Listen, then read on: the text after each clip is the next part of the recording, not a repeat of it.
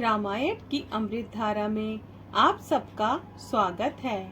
सभी सुनने वाले सज्जनों को जय सिया राम जी। रामायण के पिछले भाग में आपने वहां तक सुना था जब सीता जी उत्तर देती हैं कि आपको मैं बदले में उत्तर देती हूँ, ये बहुत ही अनुचित है। अब इसके आगे से अयोध्या कांड भाग 16। सियापति रामचंद्र जी की जय, पवन सुत हनुमान जी की जय, उमापति महादेव जी की जय, जय जय सीताराम जी। सीता जी कहती हैं, हे तात, मैं आरत होकर ही आपके सम्मुख हुई हूँ, आप बुरा ना मानिएगा। आर्य पुत्र के चरण कमलों के बिना जगत में जहाँ तक नाते हैं, सभी मेरे लिए व्यर्थ हैं। मैंने पिताजी के ऐश्वर्य की छटा देखी है, जिनके चरण रखने की चौकी से सर्व शिरोमणि राजाओं के मुकुट मिलते हैं, अर्थात बड़े बड़े राजा जिनके चरणों में प्रणाम करते हैं। ऐसे पिता का घर भी, जो सब प्रकार के सुखों का भंडार है, पति के बिना मेरे मन को भूलकर भी नहीं भाता। मेरे ससुर कौशल राज चक्रवर्ती सम्राट हैं, जिनका प्रभाव 14 लोकों में प्रकट है।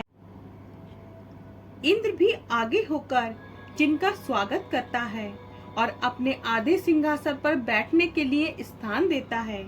ऐसे ऐश्वर्य और प्रभावशाली ससुर, जिनकी राजधानी अयोध्या का निवास, प्रिय कुटुंबी और माताओं के समान सासुएं, ये कोई भी श्री रघुनाथ जी के चरण कमलों की रज के बिना मुझे स्वप्न में भी सुखदायक नहीं लगते। दुर्गम रास्ते, जंगली धरती, पहाड़, हाथी, सिंह अथवा तालाब, नदियां, कोल, झील, हिरन और पक्षी, प्राणपति रघुनाथ जी के साथ रहते ये सभी मुझे सुख देने वाले होंगे। दोहा, सासु ससुर सन मोरी हुती, बिनय कर भी परिपाय, मोर सोचु जन करऊ कछु, मैं बन सुखी सुभाए, सियापति रामचंद्र जी की जय, मैं बन सुखी सुभाए, सियापति रामचंद्र जी की जय। सास और ससुर के पांव पकड़कर मेरी ओर से विनती कीजिएगा कि वे मेरा कुछ भी चिंता ना करें। मैं वन में स्वभाव से ही सुखी हूँ। वीरों में धनुष और बाणों से भरे तरकश धारण किए मेरे प्राणनाथ और प्यारे देवर साथ हैं। इससे मुझे ना तो रास्ते की थकावट है, ना भ्रम है और ना मेरे मन में कोई दुख ही है। आप मेरे लिए भूल कर भी चिंता ना करें, सोच ना करें। सुमंत्र सीता जी की शीतल वाणी सुनकर ऐसे व्याकुल हो गए। नेत्रों से कुछ सूझता नहीं, कानों से सुनाई नहीं देता। वे बहुत व्याकुल हो गए, कुछ कह नहीं सकते। श्री रामचंद्र जी ने उनका बहुत प्रकार से समाधान किया, तो भी उनकी चिंता नहीं गई। साथ चलने के लिए मंत्री ने अनेकों यत्न किए, युक्तियां पेश की, पर रघुनंदन श्री राम जी उन सब युक्तियों का यथोचित उत्तर देते गए। श्री राम जी की आज्ञा मेटी नहीं जा सकती। कर्म की गति कठिन है, उस पर कुछ भी बस नहीं चलता। श्री राम, लक्ष्मण और सीता के चरणों में चले। उनके वियोग में प्रजा, माता और पिता कैसे जीते रहेंगे। श्री रामचंद्र जी ने जबरदस्ती सुमंत को लौटाया। तब आप गंगा जी के तीर पर आए। श्री राम ने केवट से नाव मांगी, पर वह लाता नहीं। वह कहने लगा, मैंने तुम्हारा भेद जान लिया। तुम्हारे चरण कमलों की धूल के लिए सब लोग कहते हैं कि वह मनुष्य बना देने वाली कोई जड़ी है, जिसके छूते ही पत्थर की शिला सुंदर स्त्री हो गई। मेरी नाव तो काठ की है, काठ पत्थर से कठोर तो होता नहीं।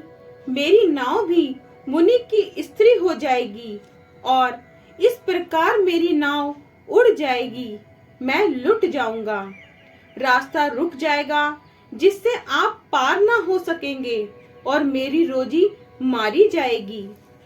मैं तो इसी नाव से सारे परिवार का पालन पोषण करता हूँ, दूसरा कोई धंधा नहीं जानता। हे प्रभु, यदि तुम अवश्य ही पार जाना चाहते हो तो मुझे पहले अपने चरण कमल पखारने के लिए कह दो।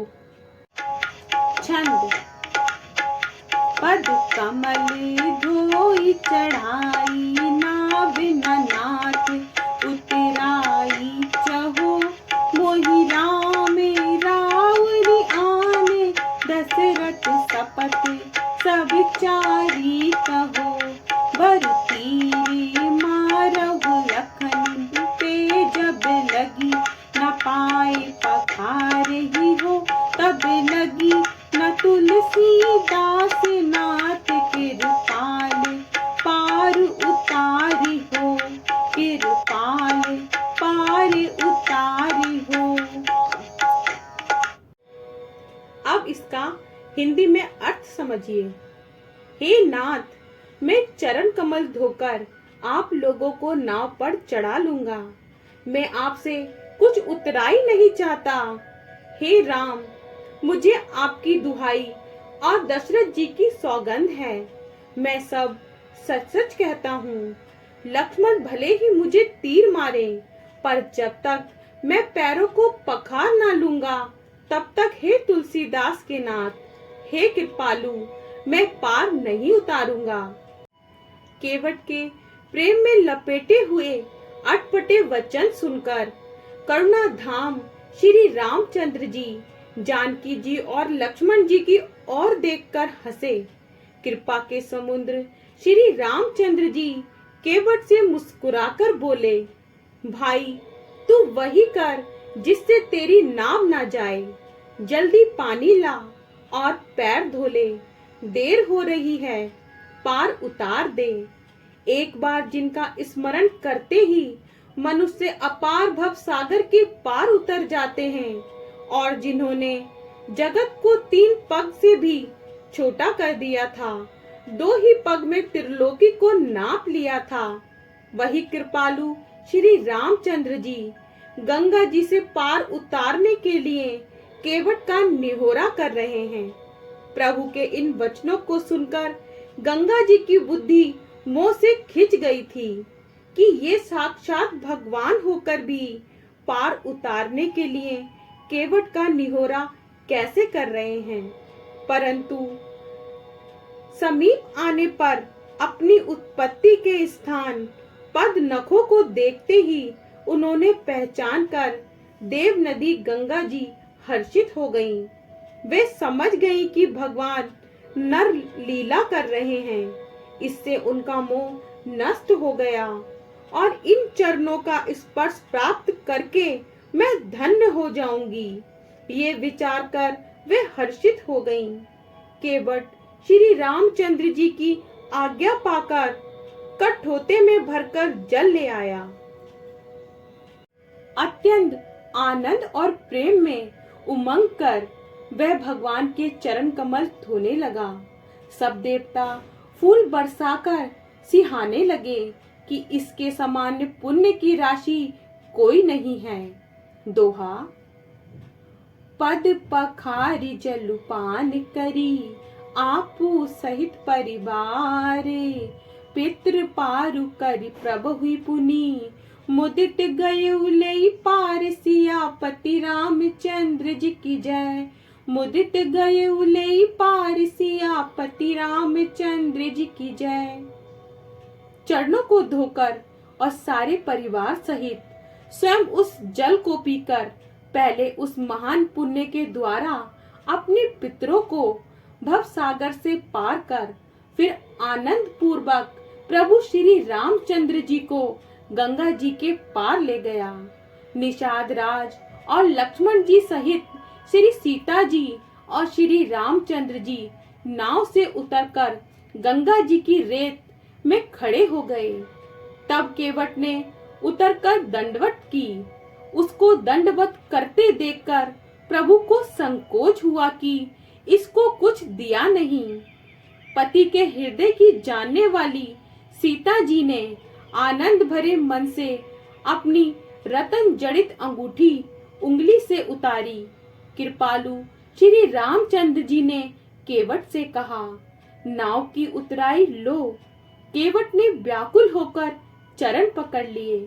उसने कहा, हे नाथ, आज मैंने क्या नहीं पाया। मेरे दोष दुख और दरिद्रता की आग आज बुझ गई है। मैंने बहुत समय तक मजदूरी की। विधाता ने आज बहुत अच्छी भरपूर मजदूरी दे दी। हे नाथ, हे दीनदयाल, आपकी कृपा से अब मुझे कुछ नहीं चाहिए। लौटती बार आप मुझे जो कुछ देंगे वह प्रसाद में सिर चढ़ाकर लूंगा। दोहा। बहुत कीन प्रभु लखन सिए, नहीं कछुके बटुले। विदा कीन करुणायतन, भगति बिमल बरु देई। सियापति रामचंद्र जी की जय। भगति बिमल बरु देई। सियापति रामचंद्र जी की जय।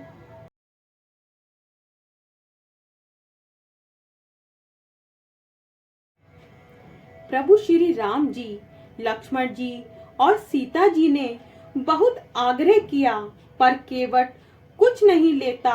तब करुणा के धाम भगवान श्री रामचंद्र जी ने निर्मल भक्ति का वरदान देकर उसे विदा किया। फिर रघुकुल के स्वामी श्री रामचंद्र जी ने स्नान करके पूजा की और शिव जी को सिर निवाया। सीता जी ने हाथ जोड़कर गंगा जी से कहा, हे माता, मेरा मनोरथ पूरा कीजिएगा, जिससे मैं पति और देवर के साथ कुशल पूर्वक लौटकर आकर तुम्हारी पूजा करूं। सीता जी की वाणी सुनकर गंगा जी निर्मल हो गईं। आगे का भाग कल। जय सिया राम जी। अगर आपको पसंद आए तो लाइक, शेयर, कमेंट्स कीजिए और हमारे चैनल को सब्सक्राइब कीजिए। जय सिया राम जी।